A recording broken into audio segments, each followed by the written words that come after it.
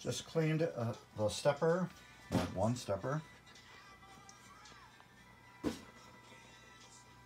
There's a nice clean one, fully functional again. And that's kind of like a before of what it originally kind of looked like. Clean, dirty. But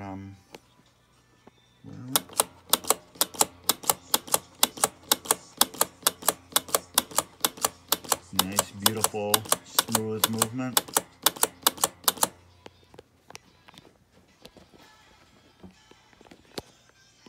Disassembled all of it, took it apart all in pieces, put in a coil sleeve inside the coil,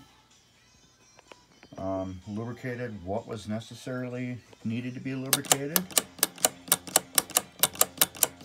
and it's all working beautiful again. Gotta work on them yet. I need new coil stops.